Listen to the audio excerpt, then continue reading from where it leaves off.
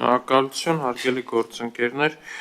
պարոն Սարգսյանը կարծում եմ մանրամասնորեն ներկայացրեց, պարոն Մանուկյան, բայց ես չհասկացա, այդ որ ասում եք, եթե կա կորպուսի գլխավոր սերժանտ, ուրեմն ինքը կորպուսի հրամանատարին շրջանցելով է ենթարկվում գլխավոր շտաբի, չէ, այդ դեպքում բա ասենք գնդի հրետանու պետը, որ ենթարկվում է ինչ-որ ուղղահայացի մեջ է կորպուսի հրետանու պետի հետ, այդ եղավ գնդի հրամանատարին շրջանցելով է այդ կապի մեջ,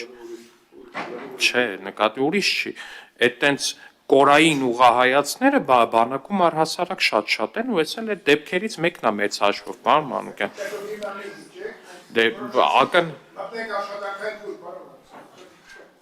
այնտեղ կա ուղիղ ենթակայություն ու ոչ ուղիղ ենթակայություն, որպես այդպեսին դրա մասին է խոսքը, խնդրում եմ կողմ քվեարկել, սա համարում եմ իրականում մեր զինված ուժերի կարևորագույն ռեֆորմներից մեկը, ինչը այո, շատ ընդունված բան է արևմտյան բլոկի երկրներում, այսինքն աշխարհի առաջատար բանակներում։ Ես բարեփոխման հաջողությունից կախված կլինի զինված ուժերի ներքին օղակը ինչպես կկառավարվի, ոնց կլինի եւ ինչքանով հաջողված կլինի։ Կներեք նաեւ ոչ կանոնադրային հարաբերությունների հետ կապված շատ լուրջ ներդրում է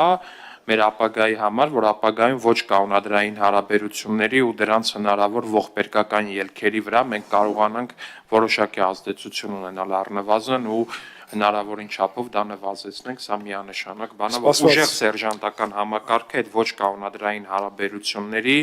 խափանման միակ հնարավոր ձևը։ Ես ելույթում կասեմ, շատ ճիշտ եք նկատել դա, հարցեր հարագի ձգուցողին,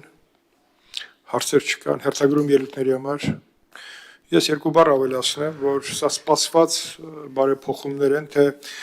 ինչ ուղղվածություն կունենա, մենք բացատրությունները կստանանք առաջինից երկրորդ ընթերցում, բայց այս բարեփոխումների կայացման եւ արագության մեջ կարելի է գտնել այն չլուծված հարցերի պատասխանները, որոնք պարբերաբար ուղեկցում են ներքին օղակների չհամալրված լինել եւ դրանից բխող կառավարման բոլոր բարդությունները։ Այնպես որ ես կարծում եմ, որ սա պարոն Սարգսյան մենք ամենամանրամասն միասին անցնելիք ճանապարհ պետք է ունենանք, սա օր առաջ ունենալու համար։ Ես շատ հասկանում եմ, որ սա կարող է տևի տարիներ, 2-3 տարի, բայց եթե ունենանք արագ process-ը ինքը գրավչությունը նաև զինված ուժերի հետ կապված բավականին կմեծացնի։